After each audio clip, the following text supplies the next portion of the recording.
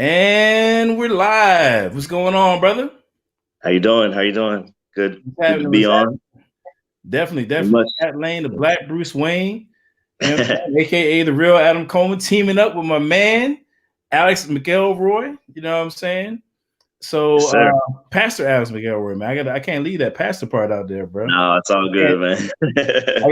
You know, the thing of it is, man, see, in the Black church, man, titles is everything, bro. You know what I'm saying? Like, maybe not everything. I don't want to like, you know, disparage unnecessarily, but you got to get them titles right, though. You got to make sure if somebody's a bishop, you can't demote them. You know what I'm saying, to a pastor or evangelist. You got to make sure that they, you know what I'm saying, you refer to them, you know, correctly. You got to come correct, man. So yeah.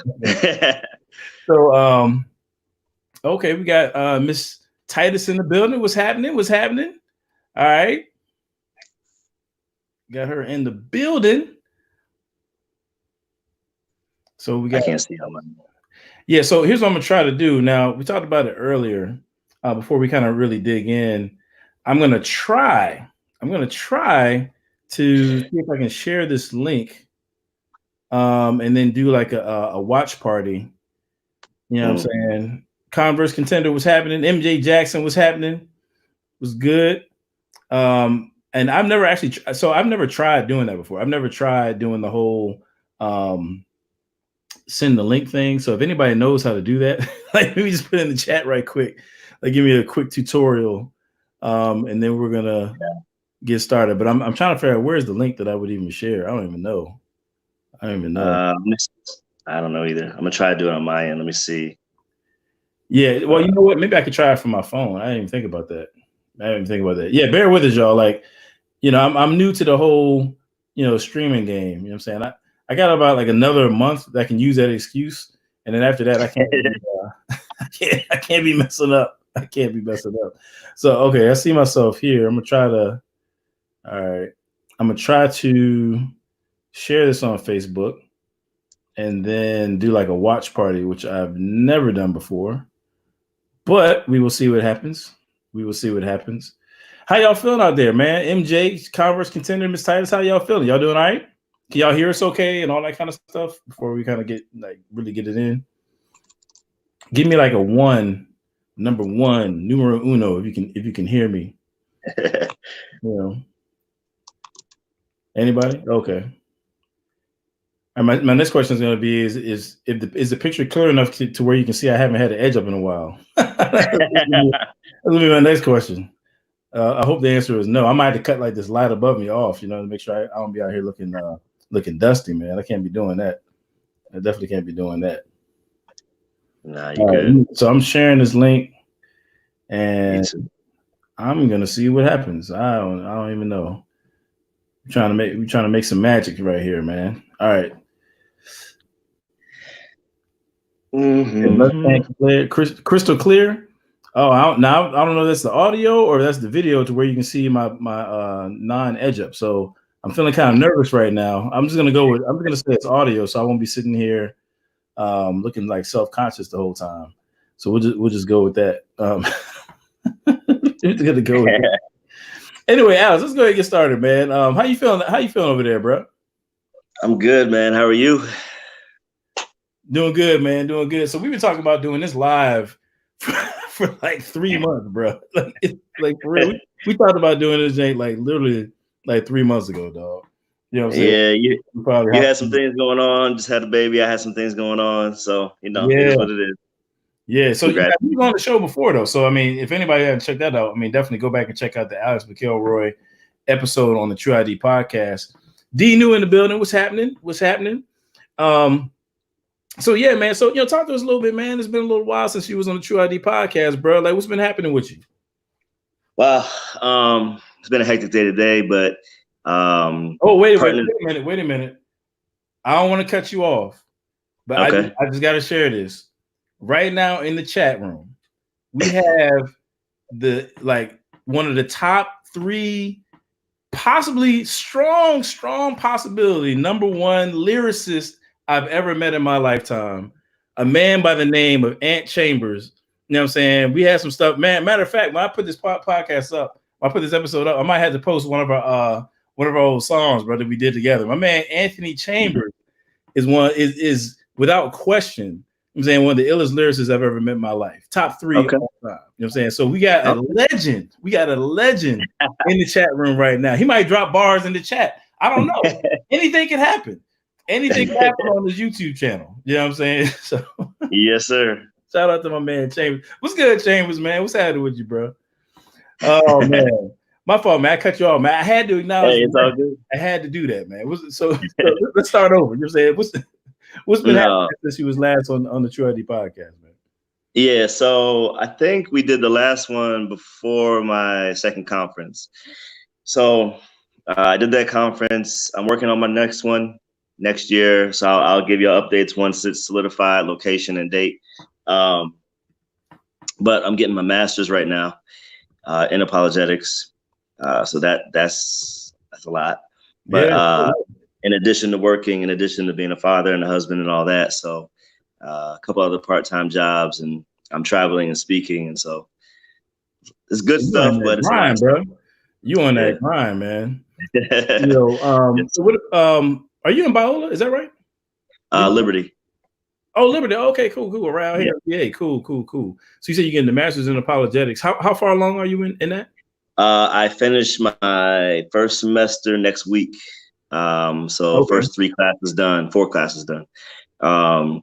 So I'm doing, full time, which is a lot of reading. But I really enjoyed, especially, and we'll get into it as we go today, because actually some stuff I was reading this week, class I'm taking called History of Apologetics, where I'm literally reading the original works of every apologist from the 1st century to present day.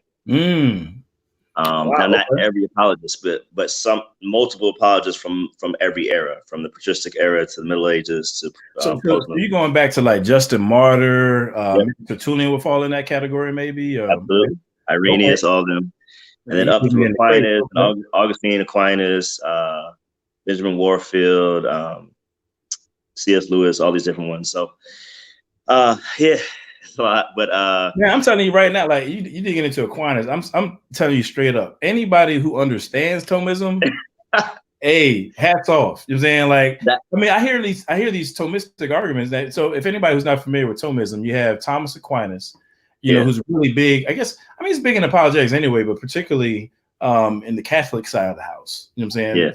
Yeah. So he was an apologist, great thinker. He's literally considered one of the greatest thinkers of all time. You know what I'm saying? Yeah. Along with Augustine and some of the other names that you threw out there.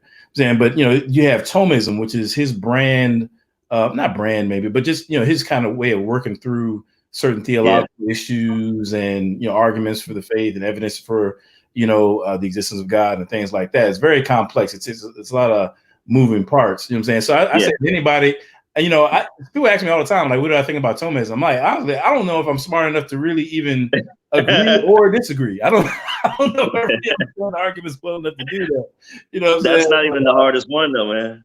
I actually I posted something. I was reading Anselm, and I just put a meme up of a guy throwing a book on the floor, because you talk about Thomas Aquinas. It's like I got done reading Anselm and his ontological argument. Sure, and I was like, what in the world did I just read? You know what I mean? So, yeah. Yeah, that's real, yo. That's real. I'm saying what's up to people in the chat instead of like stopping the conversation every time. Just maybe I can't do that to everybody, but I see my man Carl Crusell came in. I see Beatrice Wells in the building. D New in the building. I think I shouted her out. Love having y'all in here, man. Appreciate it.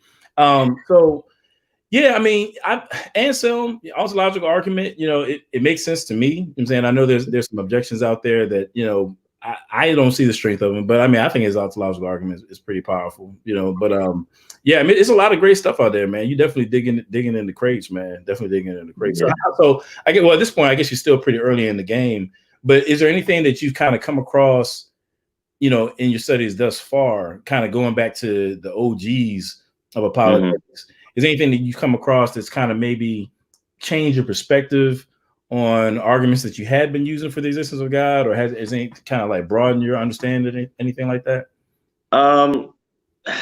Not really, because so it's a little different for me, because I came into my master's already well well learned in a lot of the arguments, and having been able to be taught by some of the greats, RZIM Ministries and Frank Turek and Jim Warner Wallace and these guys. And so I kind of had already looked at some other things, and it was interesting. What was interesting, or what is interesting, is being able to read the original works, which I've read some of, but not in totality. I had a lot of writing in the margin when I was reading through Calvin. Just me and him having a conversation. But I do like some things he says, and so I don't know if I've changed, like a theological perspective per se, but I'm open to growing, and I think that's the healthiest place to be. I have read some things that I just hadn't thought of before. Some ways of expressing certain things. So y'all see that at the next conference. Okay, bro. All right, I feel you. Well, and the thing, man, is one thing I think about is, I say for people like myself, you know what I mean? And maybe this is most people, I'm not really sure.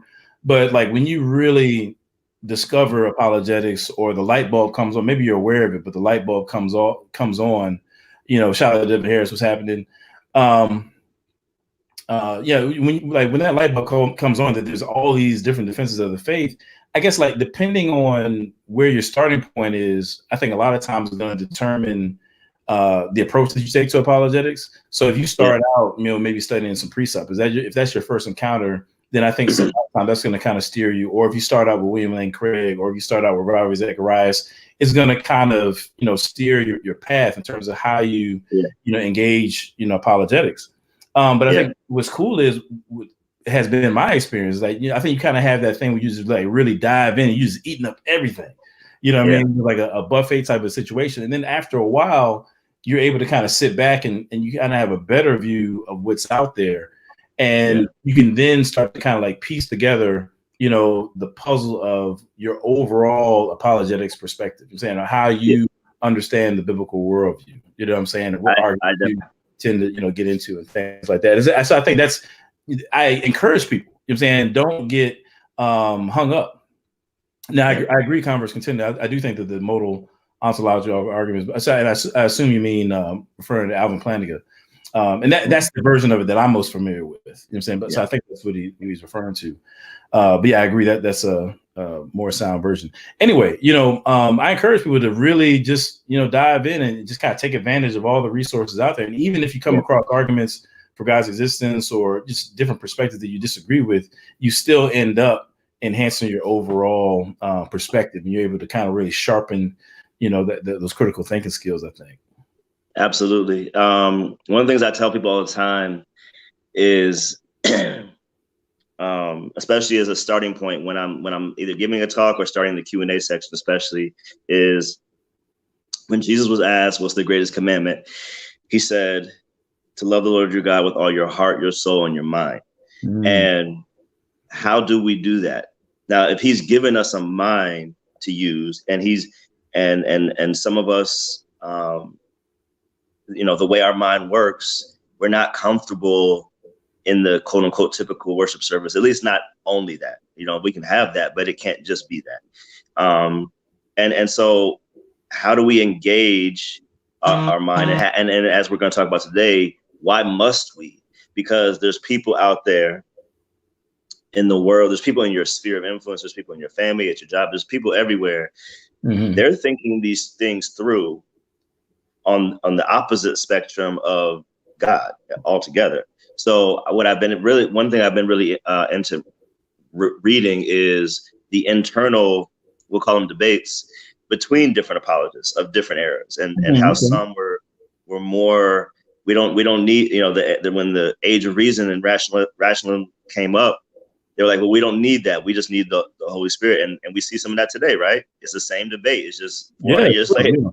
And so, but my fear is, well, we'll get into that, as I say, but my fear is if we as a totality of our body don't address the totality of the person or the people that are in our spheres of influence, and specifically in our churches, we're going to end up writing them off, losing them, or making them feel as though there's not substantive answers in the Christian worldview.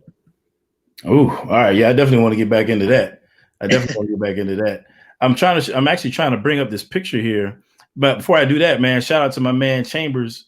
I don't know if you really, I try to shout out everybody who does the super chat. You know, it just occurred to me, maybe some people don't like that. I don't even know, but shout out to him anyway. I already said it now. So shout out to my man Chambers for the super chat. You know, it's definitely appreciated.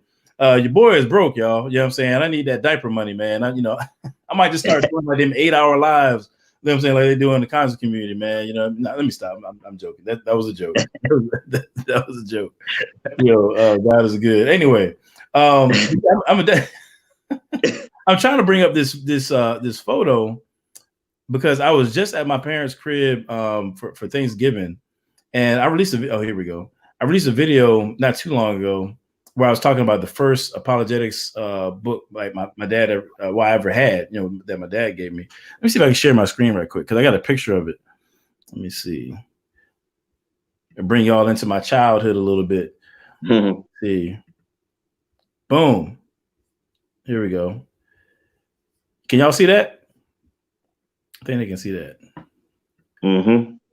Yeah, so this book right here, this is actually, my dad bought me this book. I mentioned it probably about 2 or 3 weeks ago. I released a video where I was talking about how when I was in 9th grade, I had a professor who pushed me. I was, he had just finished talking about evolution. At the end of class, I raised my hand. I'm like, hey, isn't evolution just a theory? Quite frankly, at the time, I don't even know why I asked the question. It just popped up, you know what I mean? I really have no idea because I wasn't into apologetics at the time, but I just asked the question and he literally came from behind his desk and pushed me, you know what I'm saying? Like right in the chest, you know what I'm saying? It's like, he told me, don't you ever ask that question again, in my class. And so, before I got to college, my dad, he bought me this book right here. You know what I'm saying? I just took a picture of it this past Thanksgiving. And, so by the time I got to college, I was already getting, tooled up, you know what I'm saying? So I was, known as a debater in college. That's just what I did, but I'm just saying that to say that, we have to be about that life. You know what I'm saying? We got to be about that life as far as equipping our kids, you know what I'm saying, with the stuff that we're talking about. It's like what you're saying doesn't just apply to adults. You know what I'm saying? Yeah. What you're saying as far as, just really engaging, God with everything, including the mind, that's not just something for grown folk. You know what I'm saying? That's something for everybody. You know what I mean? Yeah. And we need to be mindful of that, man. But so it just kind of made me think about that when you was talking. So now we had a conversation, actually maybe along those lines. This might be a good segue. We had a conversation maybe about 3 or 4 weeks ago. And actually it's something that we've been talking about ongoing anyway. Yeah. The apologetics, man. I'm just gonna pitch you the question. You know what I'm saying? Okay. What would you say? Let me take this off the screen here. Boom. So, we titled this, we need apologetics for a reason, and you share some experiences that you had and some things that maybe would happen within your circle that really prompted you just kind of be even more on alert in terms of how and why we need apologetics. Just share it with the audience, man. Just kind of, open that up, man. We just two dudes talking, just, share with the people like what you've been seeing, man. And, as to why we need it, bro. Yeah. Okay. And so I need everybody, because y'all don't know me, but hear my heart. Because whatever I share is in no way to denigrate any person, or definitely not to denigrate the church or any organization or denomination. And I say this as a pastor, because I'm a pastor first. Well, I'll say like this: God's put me in some really unique situations, especially recently, especially this year, where I've had opportunities to speak and teach apologetics in environments where that's not normally the case. I just a couple weeks ago I was speaking at a worship conference. It's not typically the place where the apologist gets invited, but the pastor was awesome. I connected with him prior to that, and we connected on some other stuff. And he was like, "No, man, I want you there." And I really we're working on some more stuff. So, speaking to worship leaders, teaching the cosmological argument and other things, and teaching how God being creative speaks to the fact that we are created to create. So that's one example. Another example, I was in Greensboro at a conference. It wasn't Kojic, but it was some denomination in that sort of framework. Okay. Talk about the church mothers, white gloves, all that, right? And old school. Okay. So once again, it's not a typical environment where the apologist gets invited, but once again, I've connected with some pastors there. It was a blessing to be there. And I had same white gloves during the Q&A asking questions. One lady approached me afterwards in a break and shared with me how her son had recently walked away from the faith because he was in college, and the professor was talking about some stuff, scientific evidence, this and that, and he could no longer reconcile Christianity with what he is learning. And based on what I had shared previously that day, she was like, thank you for that, because now I have kind of more ammo in my arsenal. Now, that blesses me and it hurts my heart at the same time. But here's the more important thing. What if I had it's not about me, but what if I had never shown up? Those questions, those struggles would still be happening, but they weren't bringing that to their pastor. When I was doing a Q&A with a high school after school program. They had questions. A lot of these kids are unchurched. It's all inner city youth. They had questions, and we provided a venue for them to safely ask those questions. But had we not done that, they would still have the questions. They just would not be asking them anywhere, and they'd be trying to figure it out on their own. They'd be going to Google and Wikipedia and whatever else. You know what I'm saying? Right. So the main issue, if I can just synthesize it, is we see 65% of our youth and young adults walking away from the faith as they get through college. That statistic is not going down, at least not very fast. No. And the most fearful part for me is that they're not walking away to other faiths. They're not walking away to other cults or whatever. They're walking away to nothing. And they will, and if you ask them, they'll tell you this. And there's a religious category, not even religious, I guess, but there's a category called nuns, N-O-N-E, religious nuns. That means they say we no longer affiliate with anything. That is a fast growing segment of our population in the West, especially. So I was talking with Adam. I was like, it's easy to identify the Hebrew Israelite. They got the garb. You see them. They're loud. It's easy to identify the, Kemetic. It's easy to identify some of these other people groups. So we know if you're that. Yeah. But when somebody walks out your church and turns to atheism, they just stop showing up. There's no garb. There's no fanfare. There's no nothing. You just don't see them anymore. So it's almost like this thing is growing, and because it's not loud, we don't see it or we don't view it as a real thing, especially in the African American church. But it is a real thing. Can I jump in with that right quick? Because when you said that the other day, I hadn't really thought about it, but I mean, it's an excellent point, though. I'm saying, like, you can visually see the shift, when somebody becomes a Hebrew Israelite. I'm saying they wear different clothes.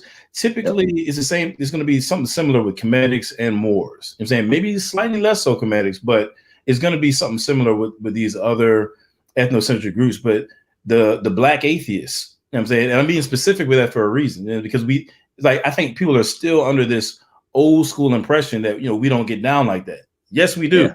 I'm saying there's a growing African American atheist community. I'm saying I've been studying it like more so recently, giving more attention to it. And what I'm coming across is not only is it growing, but they're very intentional. I'm saying by they, I mean some of the institute or groups rather that they've established for themselves. I'm saying I was reading one group, and at their most recent meetings, they've been talking about targeting HBCUs. You know what I'm saying? Wow. Holding meetings there, establishing chapters, so on and so forth. Like, they're very intentional about how they're going to, how they intend to affect the culture. So like, we really have to dispel, with this idea that like they just don't exist. And I'm be completely honest with you. As much as I love engaging all these other different groups, like, we cannot sleep on Black atheism. It's like it's not a game. Like, we can't keep acting like it doesn't exist. I'm saying we need to engage it. I'm saying, in the same way that we are comfortable or intent, to engage these other groups, man. Yeah, go ahead. No, I'm just nodding along because it's Like I've seen it, and so I speak, you know, like nationally and even growing to internationally, and so Black, white, old, young, Hispanic, like I cover all of them. So for me, it's not the one target, but that also gives me a different insight that I think when we talk about purely urban apologetics, that is not always there. Because in reality, people are people, bro. Yeah. They could be white, black, Chinese, what they are asking the same questions. I just got done watching a Q&A section. It was a team of RZIM speakers. They were speaking at some Asian American event. Same questions. Like, and you know, you've done enough Q&As. I heard Robbie say this one time. I can probably, before I go into an event, I can write down the 20 questions I'm going to get asked. Yeah. Like, we know basically the questions, right? And even if it's not exactly that question, it's going to flow back to some kind of issue of the moral argument or a central argument that you already know. So that part about that, you mind if I chime in on that right quick? Because that's an interesting point. Yeah. Because when I first started doing urban apologetics, I didn't think that would be the case. I thought that when I started doing urban apologetics, that most of the questions that I would get from people after doing a presentation would relate to things like, you know, was Jesus based upon, you know, the myth of Horus, or you know, the historical dynamic between Christianity and what happened with Africans during the transatlantic slave trade, kind of like more historically based questions. Yeah. But I'm telling you, as I've been traveling around, as I'm speaking, you know, it still comes back to the same question, just like you're saying. Everybody really has the same question. It's going to come back to something to do with the moral argument, something to do with the problem of evil. You probably get something in there about, you know, how do we know that the Bible is true and things of that nature.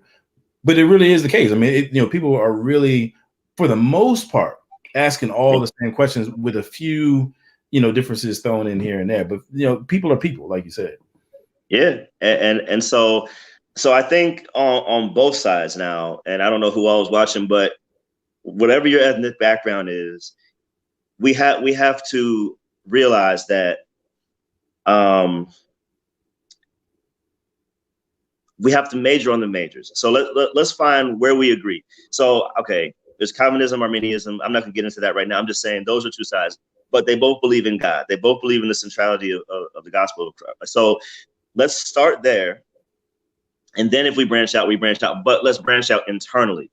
So what I don't like is Christians publicly debating on stuff that's not a major tenet of our theology. Because it's unnecessary and it causes confusion to people who are not in the family, so to speak.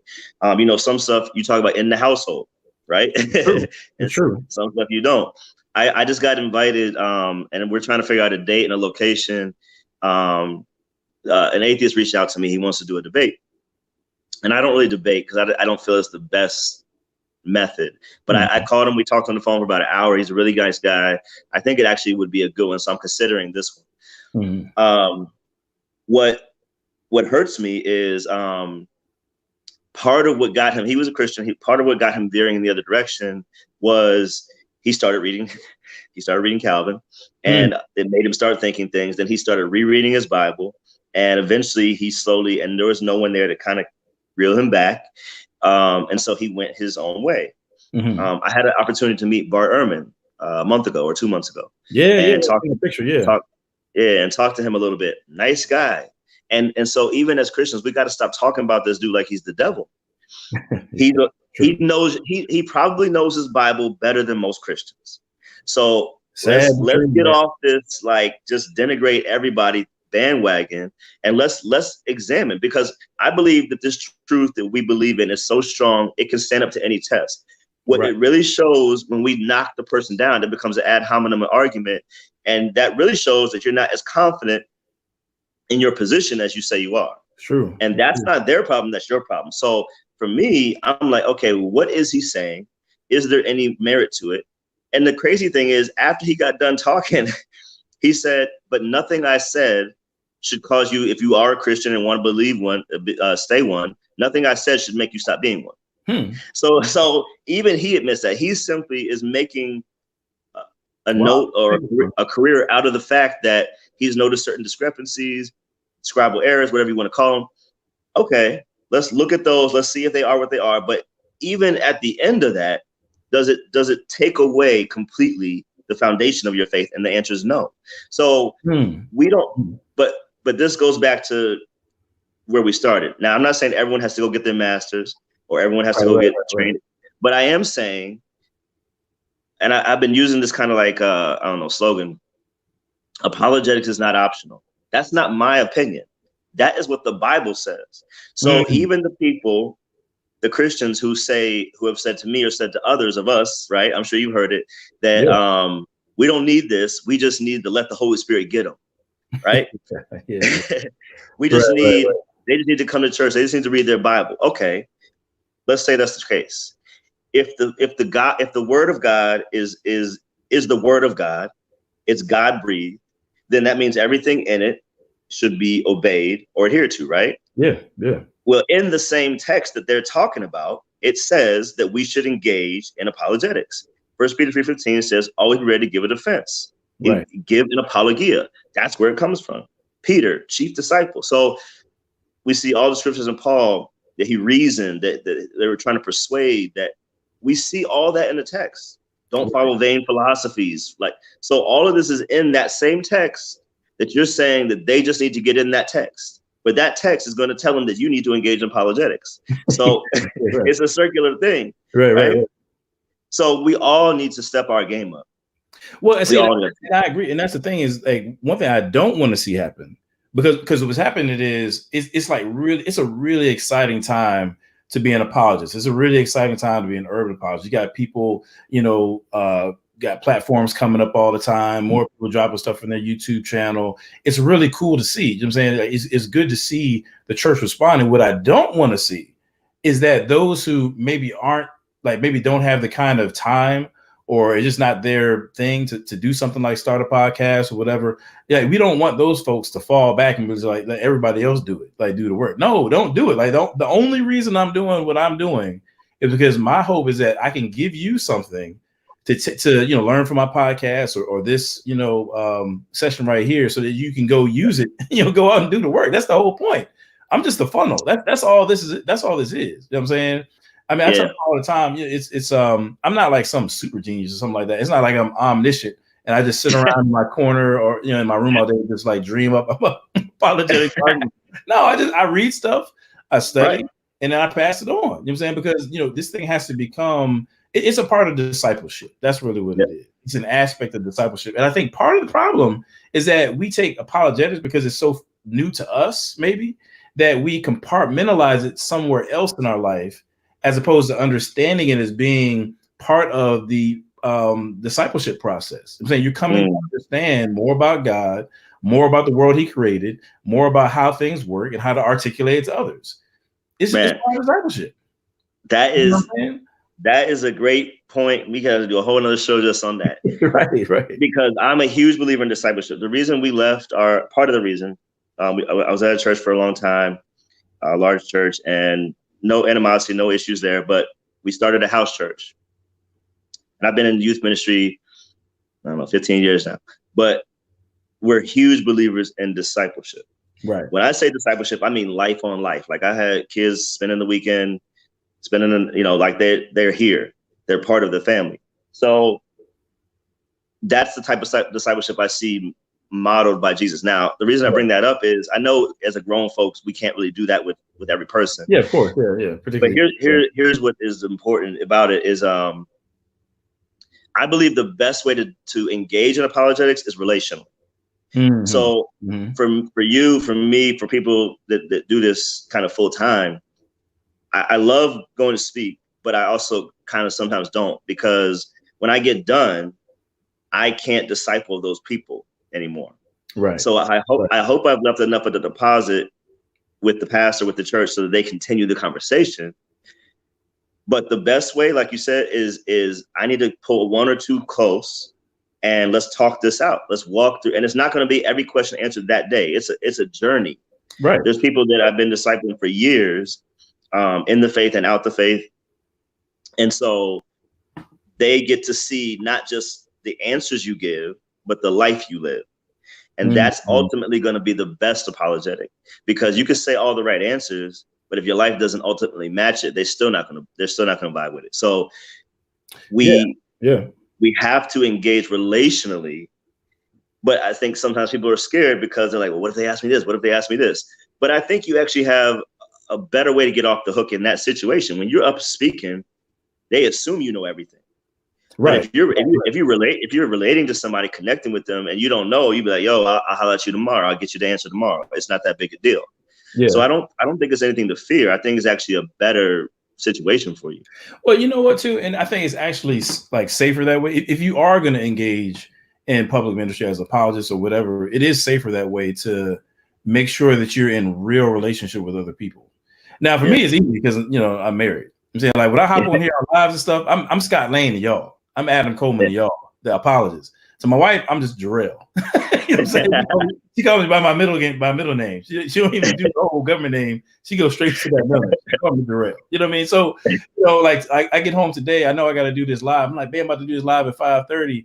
She's like, all right, cool. Your son just pooped, you know, his diaper. Go ahead, change that diaper, dog. You know what I'm saying? Don't care nothing about, you know, I can have the dopest syllogisms and blog and whatever. She ain't worried about all that. You know what I'm saying? Real relationship. I'm saying if I'm getting big-headed or whatever, if that were to be the case, I mean, fortunately, it hadn't happened yet. But if it were to be the case, I know my wife going to check me. Or my pastor. Now, I guarantee I put my next 5 paychecks on it, man. You know what I'm saying? I'm not a betting man. I'm just, you know, saying. Like, if I say something crazy right now, I know my pastor's going to see it. One of them, somebody from the pastoral staff, going to see it, and they're going to check me where I see him in church tomorrow. But see, that's healthy, though. That's healthy. You can't be out here being a lone ranger. And actually, even with apologetics, it's helpful to, you know, bounce ideas off each other and challenge each other and talk and, you know, and kind of just like sharpen, you know, iron sharpens iron. I'm saying it's so valuable, man. You know.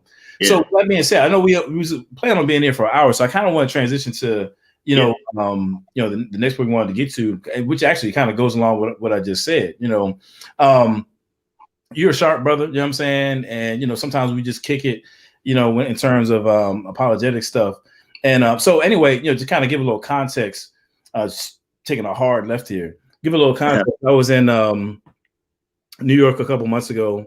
Matter of fact, for anybody who's been following me on my channel, you know what I'm saying, you know, I was in New York for the CIA conference, you know, for my conscious community, conspiracy theorists. No, I'm not in the CIA, and I'm not an agent.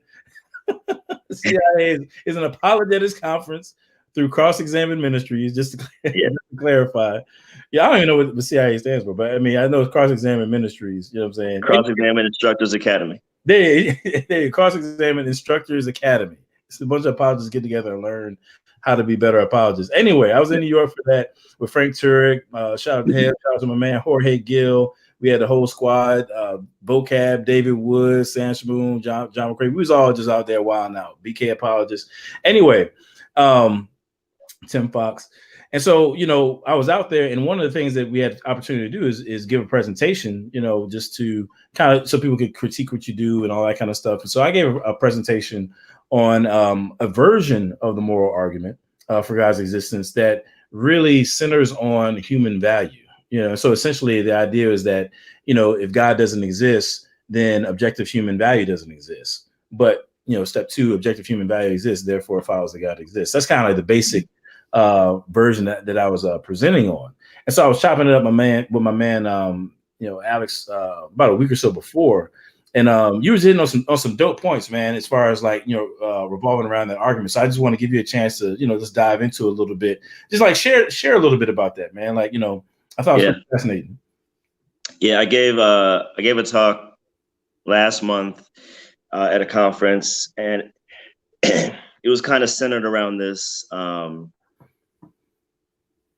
And I'm looking at this comment from Devin. Yeah, hilarious. So I came up with this, and this is where the Holy Spirit and the apologists connect. I mean, they should always connect, but I was just thinking this through a couple years ago, and basically it flows like this: that without value, there's no meaning. Without meaning, there's no hope. Okay. So part of my talk this last month, but I've been saying this for a couple years now, is that the greatest issue facing humanity, the greatest disease facing humanity, is hopelessness. Hopelessness manifests itself in a variety of ways. It can manifest itself in the form of drug addiction. It can manifest itself in the form of depression.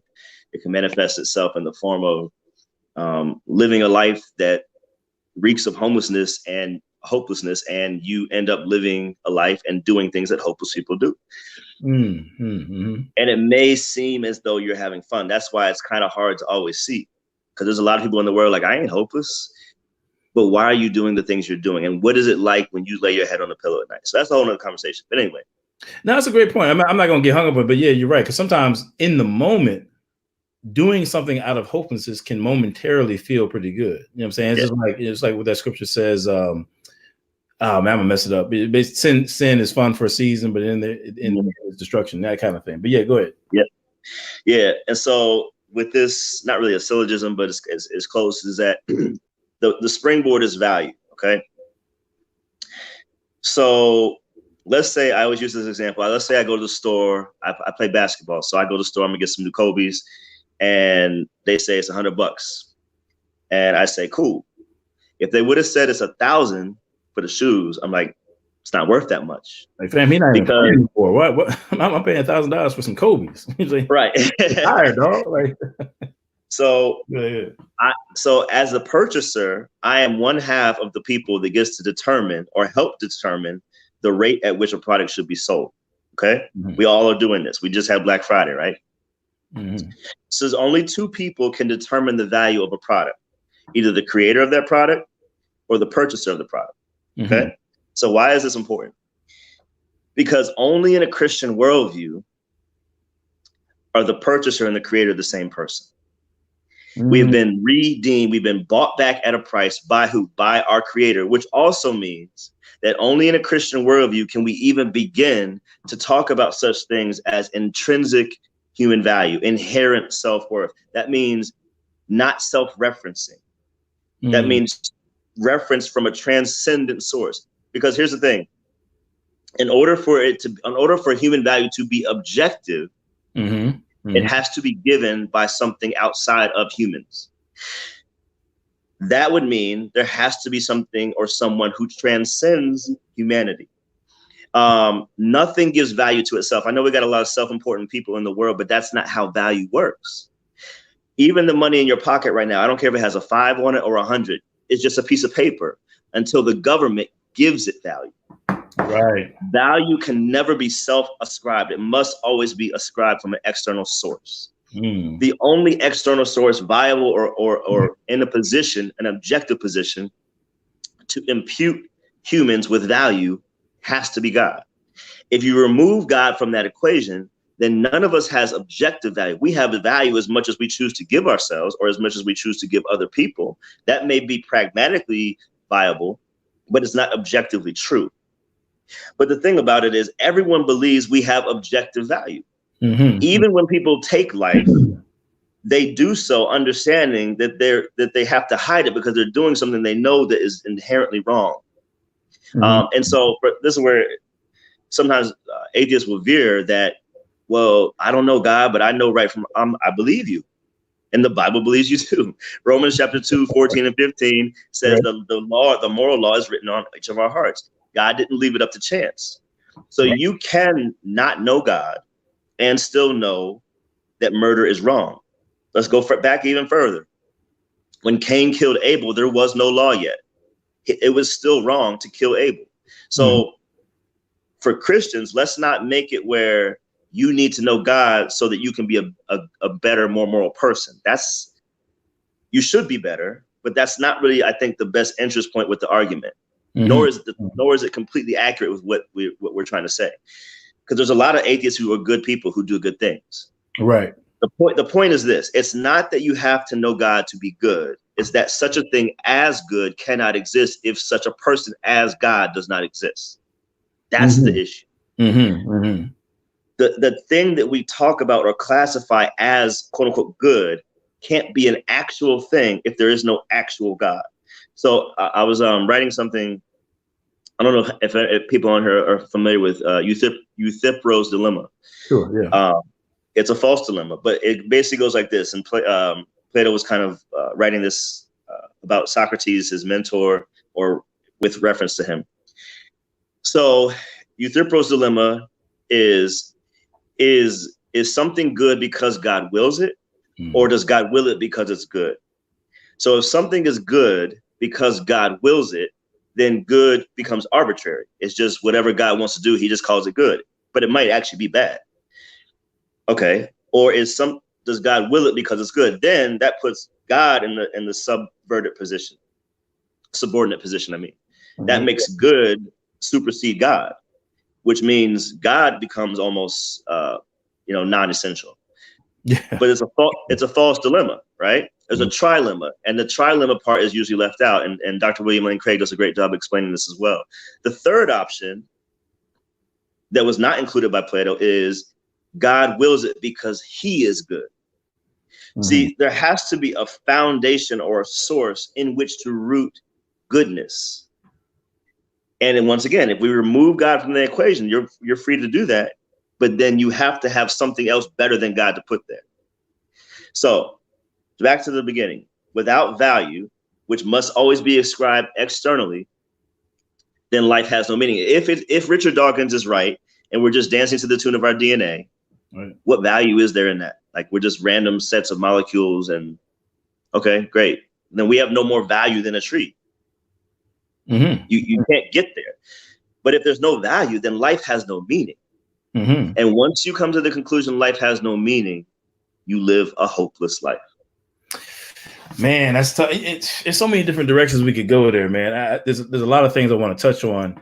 So I'm actually going to start with the last thing that you said, and I'm going to kind of work my way backwards because there's a couple of things I want to touch on there. It's a dope argument. I think it's a dope argument, and I think what I like about it, along with other versions of the moral argument and things along those lines, is that it takes apologetics and philosophy out of the abstract and brings it right down to the day-to-day how you live your life. You know what I'm saying? I could give you the cosmological argument. I could give you the teleological argument, a number of different arguments that, are fascinating, you know what I'm saying? And they may point to the existence of God, you know what I'm saying, in very profound ways. Or there's various presuppositional arguments or Thomist arguments that will do the same thing. Yeah. But when you get to that moral argument, what I love about it is that it's going to hit you right where you live. I'm saying at the end of the day, when you come to that conclusion and the implications of it, I'm saying it's going to hit you right where you live. So, for example, and I'm actually end up doing a video on this, but a couple months ago, the discussion about reparations was really big, right? So you had Ta-Nehisi Coates, who was brought up to Capitol Hill, and he's written a bunch of stuff on his case for reparations, and so I guess he was and he was presenting along those lines. And so he's talking about justice. He's talking about, what ought to be done, for African Americans and descendants of slaves. He's making all these moral claims, right? But if you read his work, Ta-Nehisi Coates is an atheist. You know what I'm saying, and atheist in a very strong sense of that word. You know what I'm saying? And actually, I wish I had it right here in front of me, but I want to say it was in Between the World and Me, I believe it was, where he talks about how this is one quote where he says that he lived under the same fear that he imagines everybody else does, basically the fear of death. And he says, I knew that when they shatter the body, they shatter everything.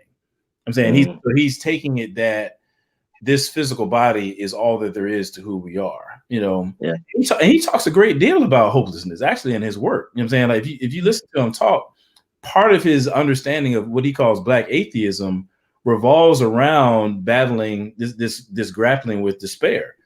But that makes a whole lot of sense if you believe that this body is all that you are. You know what I'm saying? And there's nothing beyond you, okay, to ground that personal worth, ground who you are and what you're worth. You see what I'm saying? And I think that's what you were going to. You said something about how value has to be ascribed.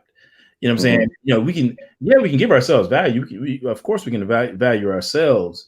But when I think about, this argument, I think about the value for humans, the value for persons in a very robust sense. Okay. It's not, I can value myself all day. You know what I'm saying? Yeah. But that doesn't mean you have to value me. Right. So if I value myself and nobody else does, let's make it real. I'm saying, so Africans valued themselves as persons prior to prior to the transatlantic slave trade or being enslaved by other tribes on the continent, so on and so forth. Those who were free over in Africa, they valued themselves, right? Yep. But you had others, whether it be Africans who sold them into slavery to Europeans, or Europeans themselves who valued those free Africans over there on the continent as not persons or human beings, but as cattle, right? Yep. So even though they had that value for themselves, without the corresponding value being conferred upon them by others and others interacting with them at the level that they valued themselves, you end up with these moral atrocities like the transatlantic slave trade. We could say the same thing for Hitler and the Nazis. Obviously, they didn't value the Jews like they did themselves. You know what I'm saying? So it takes more than just you valuing yourself in order to get this transcendent value that's going to yield a moral framework. I'm saying that really is consistent. I'm saying and coincides with our deepest intuitions about how we should be treated. You've got to look beyond ourselves for this value. What's interesting about those two examples in particular, and those are not the only ones. We can look at the last century and the amount of atrocities committed by atheistic regimes in Russia and Mao Zedong and Pol Pot and everywhere else. But if you look at the language, this is why it's so interesting. Because I only have to give equal value to other humans. But if I consider you just cattle, then it's open season. If I consider the Jews to be dogs, so I have, in the terminology, they knew in order for me to be able to even bring myself to do these things, I have to, in my mind, reconcile that they are not of the same thing that I'm of. Right. Because in our minds, we can't fully reconcile how we can commit these atrocities on that scale, at least, to other humans. So we have to somehow in our mind reconcile how they're not fully human, or they're not the same as me, or they're you know what I'm saying? Because if it's just an animal, I can do more to that, even though that's wrong too. But but look at the terminology, because it speaks to why they were even able to get that far into those situations. And you're right, because that's very common in war. You know what I'm saying? Because I work with the federal government with veterans. You know what I'm saying? That's what I do during my day job. You know what I mean? And I can tell you what era you served in based upon the vernacular that you use, particularly the vernacular that you use to describe those that you were fighting against. You know what I'm saying? If you use the word insurgent, I know that you probably didn't serve in the Vietnam War. You know what I'm saying? You probably didn't serve in like the Korean. If you use the term insurgent, you know what I'm saying? If you say something like raghead, well, I know you're not talking about Vietnam, so I'm going to be able to locate somewhere where you're, where you served. You see what I'm saying? Yeah. Now, if you say something about, and excuse me for for these terms, but I'm trying to illustrate a point. But if you use terms like remember Gran Torino, for anybody who's seen that, he's referring to like dragon ladies and gooks and things like that. All of these disparaging terms. I'm saying if I didn't know anything about him and I just knew that he served in the military and that he was using those terms to describe a particular group in terms of who he fought against, I'm going to be able to understand, when or where he probably served. You know what I'm saying? So my whole point is in war, we do that all the time. You know what I'm saying? We find terms, because the average person, this is something really wrong with you, can't just take a life. Even if somebody who's dressed in military gear different than yours, the average person, this is something probably wrong with you. You know what I'm saying? You're not just going to be able to shoot somebody. You know what I'm saying? That's just not how it works. Yeah, shout out to social workers, Beatrice Wells. Shout out. That's what's up. But yeah, and so, so you're right. We have to, in order to treat somebody, in such a heinous manner, you've got to, in your mind, some kind of way. And I will say most often, I think it's fair to say most often by use of vernacular, you've got to bring them down a notch in terms of how you view that person. You can't see them as being your equal. I'm saying, because then you treat them that way. You see what I'm saying? And so it's fascinating, man. I mean, but you're right, and that goes back to the value issue. How do we value one? Yeah, that's good. Yes, sir. Yeah, man, that's powerful, man. So again, and as a matter of fact, I'm posting stuff in the chat. I wrote an article called "Black Lives Don't Matter," where I actually address this issue here. You know what I'm saying? And my whole argument really is that if there is no God and matter is all there is, then no lives matter. You know what I'm saying? If all there is matter, no lives matter.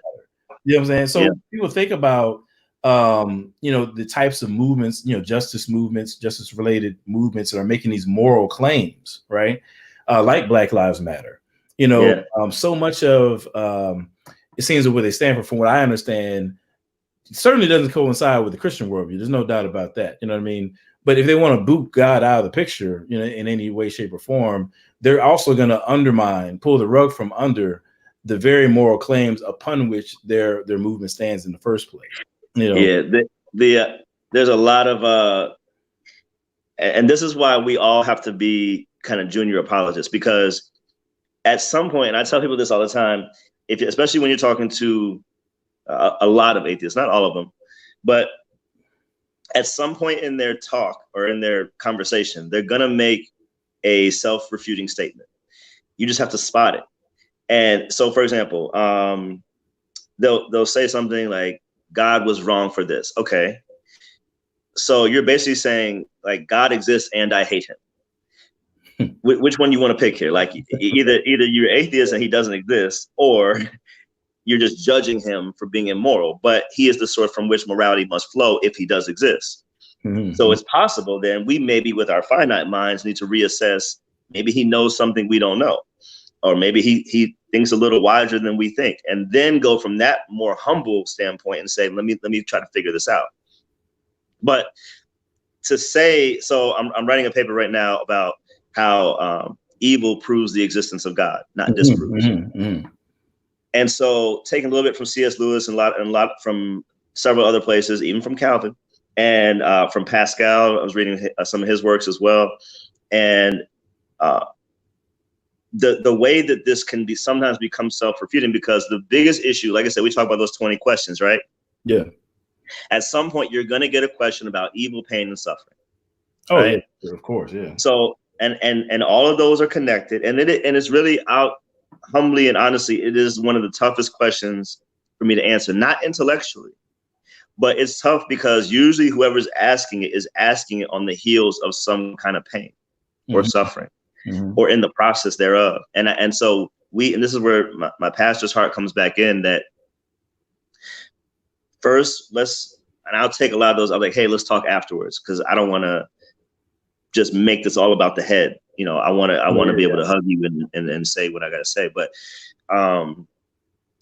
the head part, the intellectual part, is very kind of succinct. And it goes like this, that most things, at least subjective things, exist through their opposite.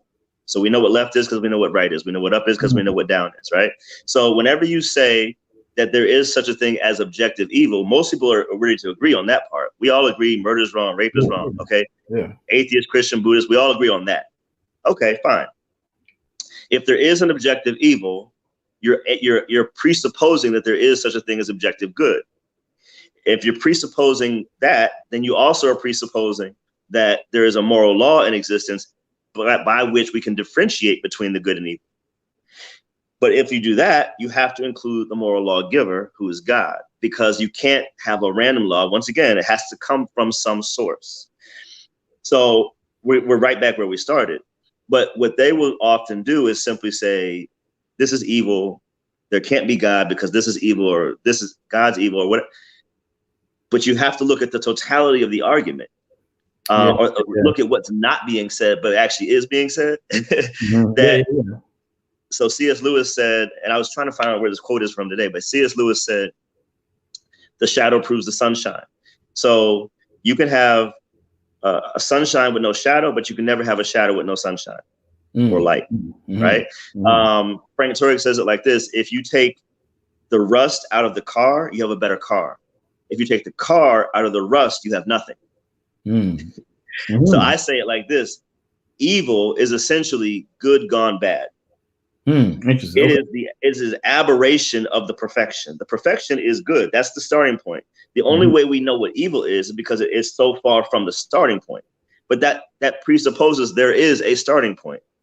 So this is why we have to work through these philosophical understandings, because then we can understand, okay, this is objectively evil, but there is an objective good. So let me get better in tune with the source of that objective good.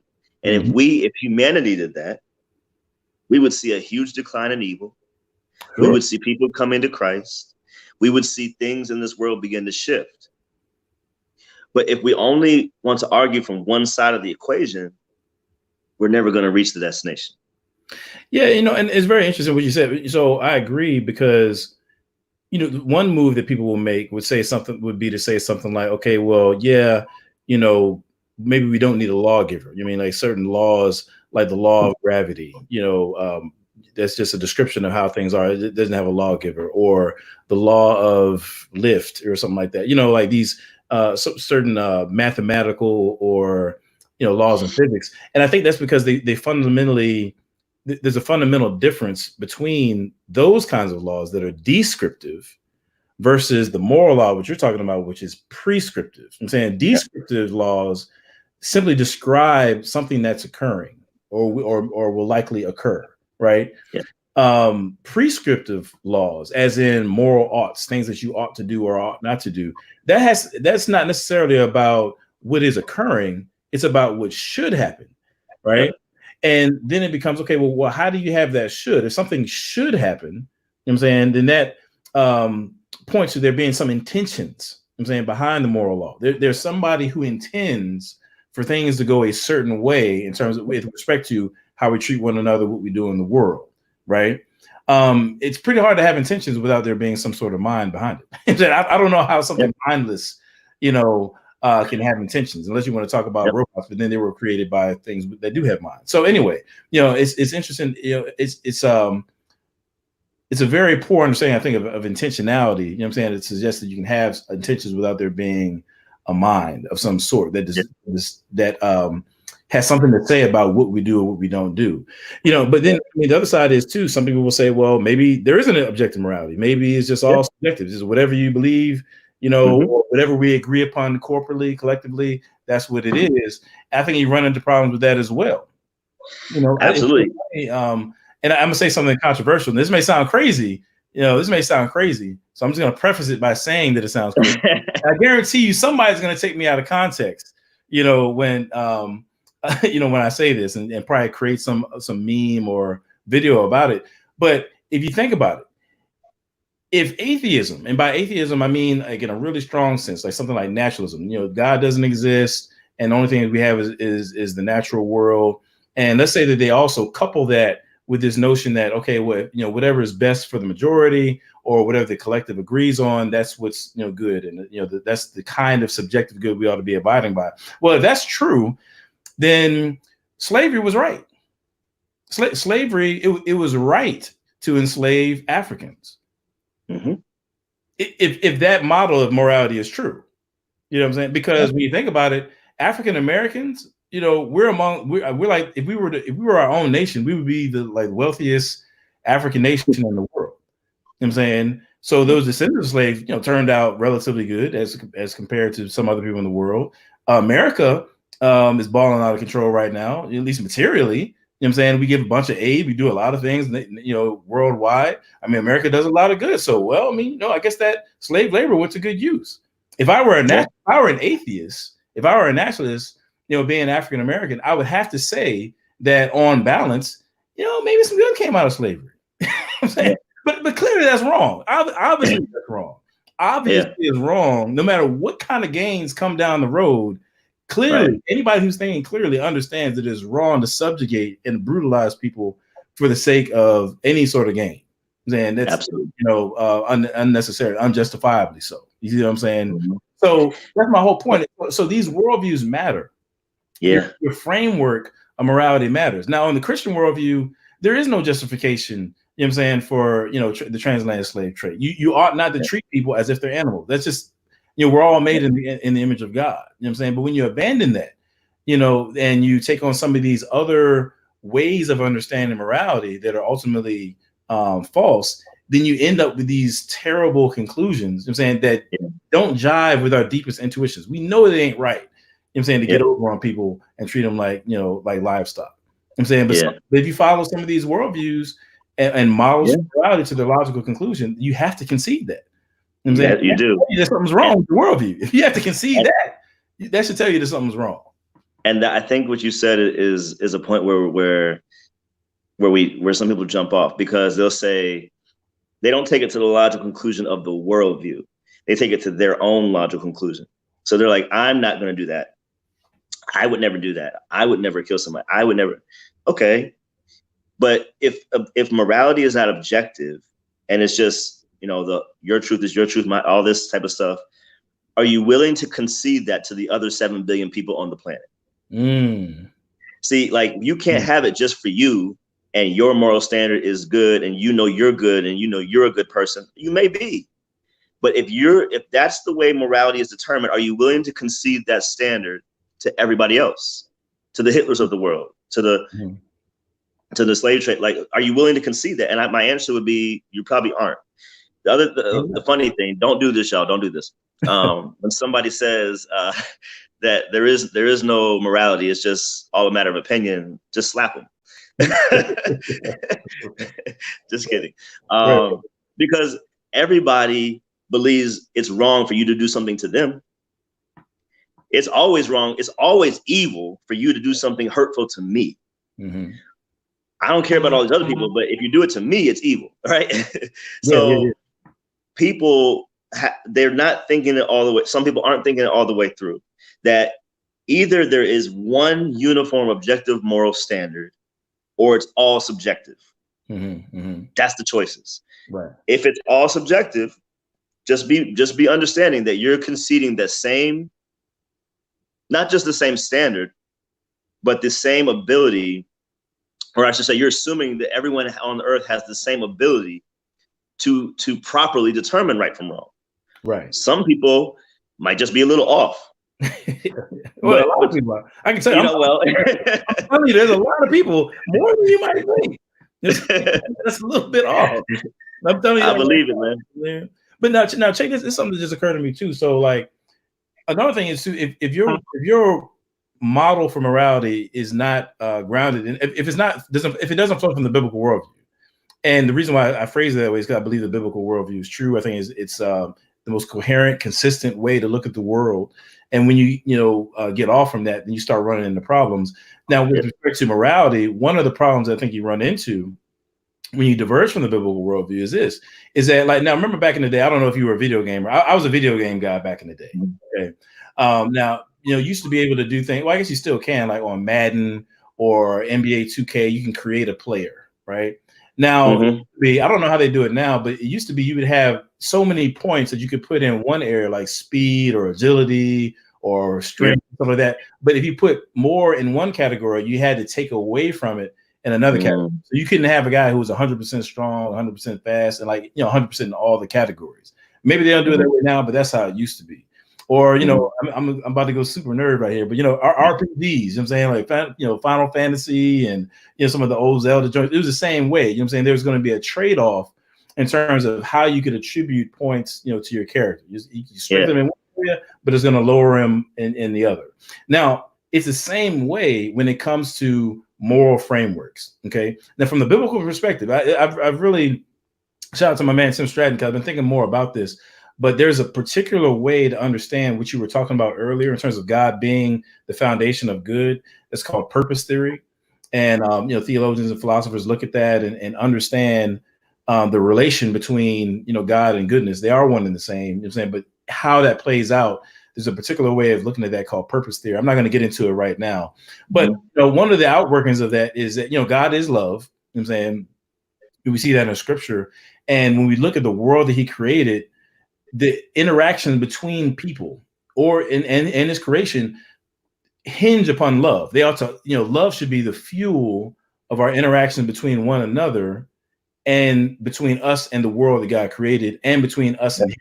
I'm saying that's his nature, and it should be flowing through us throughout all creation. So that's the fuel, like I said, behind what our interaction should be. Now, if you start diverging from the biblical worldview and you get into things like certain types of subjective morality, right, then what happens is love is no longer the means or the mechanism by which we interact with one another. You start to see a degrading of that, a lowering of that, and you see an increase in other things. Like it becomes replaced with things like power. Yep. You know what I'm saying? So, we begin to no longer deal with each other on the basis of love. We deal with each other on the basis of power. So, for example, if there is no real objective morality, then really, in terms of who achieves what in the world and who does what, it becomes, what do you have the ability to do? You know what I'm saying? Some people have the ability to oppress other people. Mm-hmm. Some people like Hitler. I'll use that example again. You know what I'm saying? I mean, he offed himself. Now, maybe he would have got killed eventually, or maybe he would have escaped. We don't know. But for the time that he was out there, getting it out there in Germany, he had the power to exterminate 6 million Jews, and he did it. You know what I'm saying? So that the power, the ability to achieve one's ends became the means by which he interacted with other people. Same thing with slavery. You know what I'm saying? People don't like to hear it, but the reality is most people haven't done the history on racism in terms of how it's progressed over time. Like when we talk about like how the transatlantic slave trade kicked off, at least here in the Western world, it wasn't like white people like, yo, we hate those Africans over there. Let's go get them and enslave them. No, it was like, look, we're trying to get this money. We try to get this money. We want to, have these crops, go the way we want them to go. And we have the power to go enslave these other people. So we're going to go ahead and grab them up, buy them up, whatever, bring them over here. And by, the power that we have, we're going to impose ourselves on them to continue to work for us for free. That's what happened. They had the power to do it and they did it. You see what I'm saying? So again, what happens is when you start diverging from the biblical worldview in terms of how to properly understand morality, what you do is you begin to replace that love component of how we're supposed to interact with each other with something else like power or shame. Mm-hmm. Sometimes people get things they want out of people by shaming them. There's a number of different things, but love gets replaced, you know what I'm saying? And it becomes, it gets with something else like power, these other features of how we interact with one another. And ultimately it's going to end up in an unhealthy way and produce more sin, more violations of one another and so forth. Yep. Yeah. I'll just add one thing to that. I know we gotta go, but we had to go. So the other thing I speak a lot about, and actually the thing I really started with that I speak most about, that I write most about, I write a blog called relentlesspursuitofpurpose.com. And my ultimate goal is to get everybody to know their God-given purpose. Yeah. I had an opportunity a couple months ago to give a TED Talk, and it was basically partially on that. Now I had to backdoor into some things because, you can't say everything on that stage, but okay. So apologetics for me is a means to an end because I got to get you to know God so that we can get to the step. Now, I was doing a Q&A, one of the ones I referenced earlier with these high school kids a month or so ago. And somebody asked a question, I think it was regarding the LGBT issue in some way, shape, or form, which we're not going to get into right now. But, but one of my responses, one of my responses was, they said something. I said, okay, but that depends on what is the purpose for life.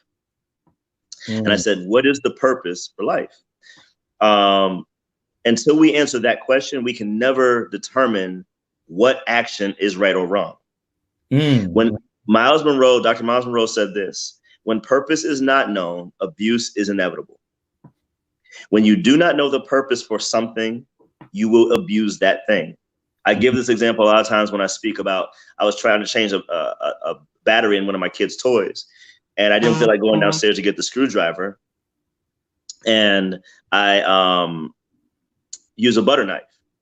Now it worked, but that's not what it was intended for. Right. And what I didn't say is that the butter knife slipped out several times. It wasn't ergonomically designed for my hand. Like, it wasn't designed to do that thing. And I abuse it. Now, I don't have time to go to my old testimony, but I didn't know the purpose for my own life. And I abused my life for a lot of years, drugs, alcohol, and other things.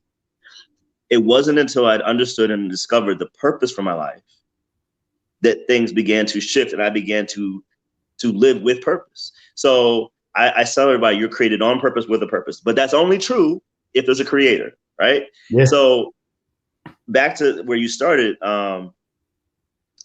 if we can't get clarity on the purpose for life, and I believe that, as you said, the Christian worldview provides us the best clarity and the best perspective on what the purpose of life is, which very simply put is to know Christ and make him known. If that's the purpose, then everything I should do should in some way, shape, or form augment that purpose or fulfill that purpose. But if I don't know the purpose for life, going back to the hopeless, I just do whatever.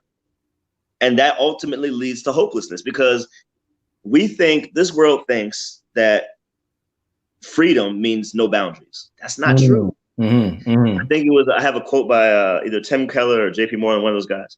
He said, if you free a fish from the boundaries of water, you're not freeing it, you're killing it. Oh, wow. When you and I, when we watch basketball or football and they make the buzzer beater shot, or they have the toe tapping catch on the sidelines, it's exciting precisely because there's a boundary. Vince Vitale at RZIM talks about this a lot. He said, it is the rules of a game that provide us the freedom to enjoy it in a meaningful way. It's because we know the start, the finish, the objective, and the rules that makes it meaningful. So taking all the boundaries out of life, I can be whatever I want to be. I'm just going to leave that there.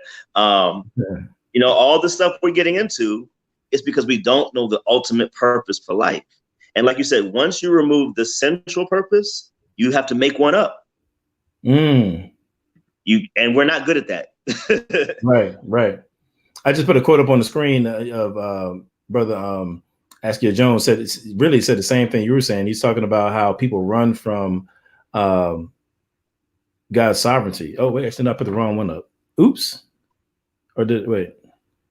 Yeah, I definitely put up the wrong one. But but earlier he said, I'm going to mess it up now. Oh, let me see if I can find. Oh, there we go. Here we go. Boom. He's saying that people many times don't have a problem with God or creator, but the biggest issue they have is sovereignty. You know what I'm saying? They don't want somebody being in charge. Yeah. And I think it's because, getting at your point, I know we got to go, but it's because they misunderstand the role that rules play in reality. You know what I'm saying? They misunderstand it, and therefore they buck against it. But you're right. If you don't know the objective of the game, you don't know the rules of the game, it's pretty hard to enjoy the game, let alone win. It's pretty difficult. And I think that, that really, again, that's why I love this argument, because it gets back around to our everyday life that really affects, like, how are we living as individuals? Like, are you living every day, looking at every day through the lens of who God made you to be and what he made you for? Right. If not, then inevitably you will engage in things and spend your time in ways, spend your money in ways, get involved with people in ways that are outside of what he intended you to do, and is going to produce friction. It's going to produce, undesirable outcomes. I'll put it that way. And it's going to lead to hopelessness. That's what it's going to do. You're going to be that prodigal son, out there, eating with the hogs. That's what happens when you shirk off God's reign in your life. That's Jesus he's our friend, all that kind of stuff, but he's Lord. I'm saying he's not coming just to be your buddy. Jesus is Lord. I'm saying, and if you're going to properly relate to him, if you're going to be reconciled to him, the door through which you do that, you got to recognize who he is and the role that he is to play in your life and in the world in general. You see what I'm saying? So, man, I know we got to get out of here, man. I love conversations like these, man. It's crazy. Matter of fact, right at towards the end of the day, I was just randomly listening to some Kirk Franklin stuff, and his song "First Love" came on, and it's about basically people who have walked away from Christ. You know what I'm saying, and kind of gotten going a bad direction and coming back home. Basically, is what it's about. You know what I'm saying? And it's wild because I hadn't heard that song in a long time, but I remember, 6 or so years ago when I was working this overtime gig, and I just started getting into apologetics, and I was really feeling like God wanted me to start doing it. I would just listen to that song over and over again, and I just imagined myself, with the podcast and getting on YouTube and writing articles and doing these different things, and people, coming back to Christ, people who had walked away coming back home. You know what I'm saying? And it's so wild because it just happened to come on today. And I'm like, man, it was like a while ago, but like now I'm doing it. Like, God is working through this ministry to bring people back to Christ, you know what I'm saying? And to bring people back to that purpose, the thing for which they were made. You know what I'm saying? The reason for which they were made. And I just think it's so cool we was able to end that point, man. So if that's you out there, if you just happen to be watching, however you came across this podcast, I don't even normally give a call to Christ. So maybe I need to do it more often. But these conversations are not just so we can, spout off random philosophical theories or sound smart.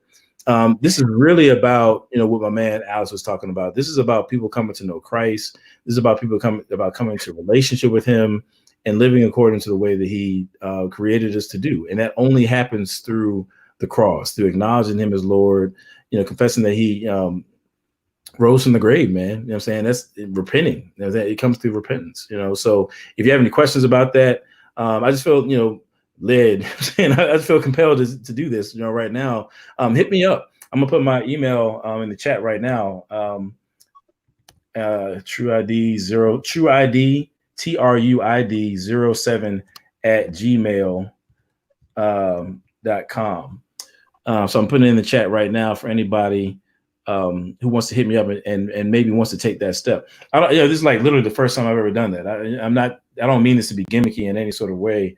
I just feel compelled to do that right now. So if you want to hit me up, I can help to answer any questions I can, and get you to a local church too, where you can continue to be disciples. So, but with that being said, Alex, man, you want to any last words, man, or maybe not last words? It sounds kind of ominous, but you want to share some things before we get off the air?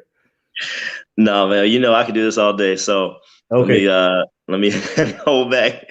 But I just want to say I appreciate you coming on, man. You know what I'm saying? Oh yeah. Let people know where they can access your stuff, and I know you're on Facebook. Oh, yeah. I let people know how they can get in contact with you. Yeah, go. My website is Alex R.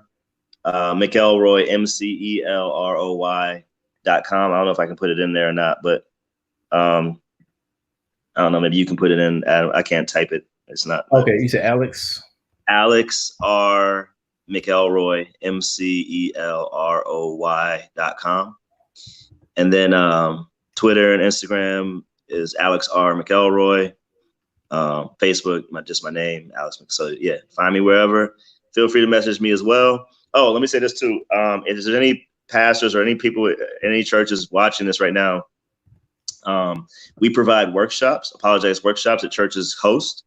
So go to my website, message me, and if you guys want to come, we come. We bring the content. We'll do Q&A. We just want to be a resource to the ministry or organization. So please hit me up on that. My calendar is booking up a lot for the first half of next year. So get in there quick. But and I do a conference every year called The Proof for the Truth. So keep an eye out for that. We're solidifying the date for that now. Cool, man. My man Matt Jackson, MJ Jackson said he called you A-Mac. You know what I'm saying? Yep. So that's funny. My mentor called me that too. Oh, for real? Oh, hey, it's gonna stick now, brother. You on out. You know what I'm saying? So everybody, I just want to make sure I say thank you to everybody who came through, with the super chats. I think my brother Devin and Askia as well came through with the super chat. Much love to y'all. We appreciate it for sure. You know what I'm saying it helps me to keep doing what I'm doing, quite frankly. You know what I'm saying no gimmick. That's real rap. So what up, D Noob, MJ Jackson? I'm not sure if I shout out my man Nate. I want to catch everybody that I miss. But love y'all, man. Tomorrow night, I'm gonna be on the BK Apologetics channel. You know what I'm saying? If you haven't subscribed to him, make sure you subscribe to his channel. I'm gonna be on the BK Apologetics channel. We're gonna be doing our next segment of the breakdowns from the debate between Vince Bantu and the brother Jabari. So you definitely want to tune in for that. Shout out to my man BK Apologist. Definitely hit my man Alex McElroy up on all of his sites. The brother is a great speaker, great teacher. Sharp guy, man. Sharp guy. I love, chopping up with him on the phone, all that kind of stuff. So, y'all gonna see us doing a lot of stuff, coming up. I'm just leave it at that. But, we got some stuff doing. I'm just gonna leave that right there. You know what I'm saying? But shout out to you guys, man. Thank you for coming on. And to everybody, as always, love God, love people, and take care of the things that God blesses you with. Love y'all, man. Love you too. Peace.